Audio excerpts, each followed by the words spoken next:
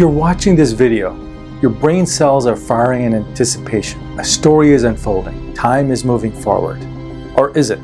What if I told you that nothing is happening? There's no story unfolding. The story has already been told. The video has already been uploaded. You're just watching it 1 second at a time. So there is a story unfolding for you only. What if your entire life was like this video upload, like a DVD? The story of your life is already on that DVD. The only difference is that you don't have a forward and reverse button. You're forced to experience your DVD one moment at a time. There is some strong scientific evidence that this may be the true nature of reality. If so, that would mean that everything you think you know is utterly an illusion. Let's look at what science has to say about this and its profound implications for existence. Coming up right now. Einstein's theory of relativity supports something called the block universe, which is really a four-dimensional space-time structure. This means that every event has its own coordinates, not only in space, but in time. So for example, wherever you are right now corresponds to a location in 3 dimensions, like London, England, and a location in time, 2 p.m., February 2nd, 2019. But just like the space 10 feet ahead of you is as real as the space 10 feet behind you, so too is the moment 10 minutes into the future and 10 minutes into the past. In other words, the past, present, and future exist just as much as the present. MIT physicist Max Tegmark says we can view the universe as a 3-dimensional space where stuff happens, or 4-dimensional block universe where nothing happens. If it is the latter, he says, then change is really an illusion because nothing is changing. It's all there, past, present, and future, like a DVD. A drama may be unfolding in the movie recorded on the DVD, but nothing about the DVD itself is changing in any way. We may have the illusion at any given moment that the past already happened and that the future doesn't yet exist and that things are changing. But the only reason we may have a past is that our brain contains memories of the past. If we did not have any memories, would we have any sense of the past or a sense of time at all? Is it possible that time doesn't actually exist except through our perception of it? Physics doesn't help us when it comes to this arrow of time. It is time agnostic. If time was running backwards, all the equations would still be valid. So mathematically, physics does not say that time goes forward or backward.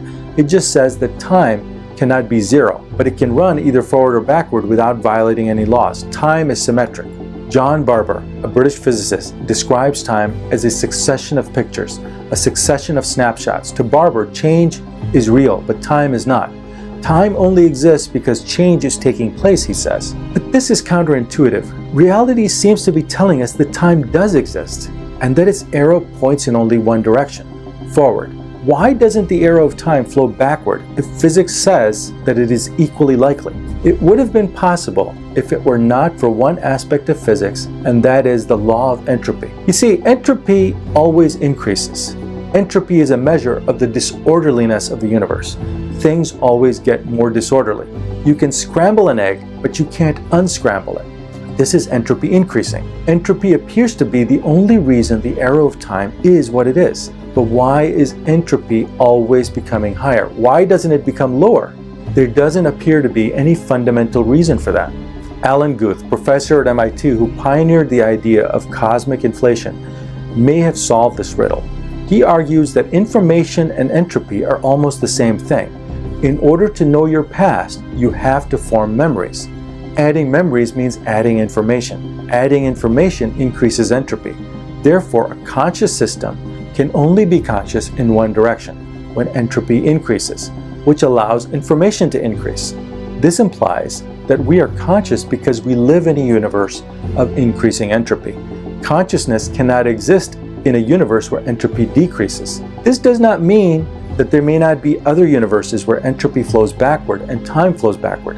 It just means that consciousness could not exist in such a universe.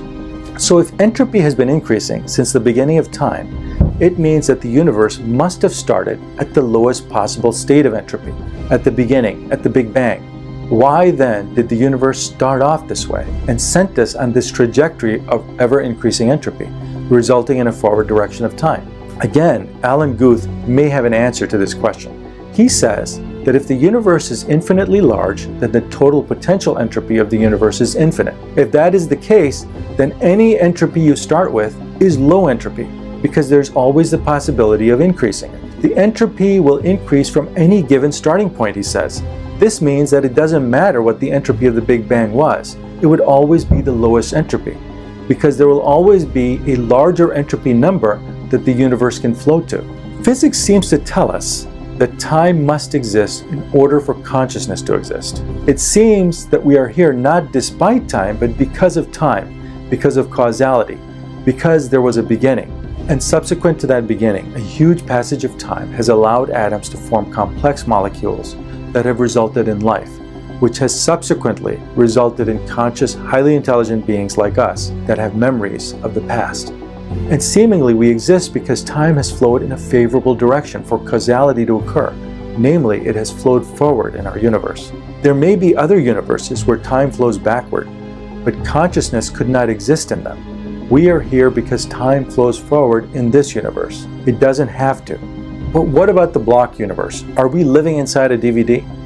The block universe is allowed in relativity, but what does quantum mechanics have to say about it? Quantum mechanics says that time and space are the background or canvas on which existence takes place. So it does not preclude the idea of a block universe.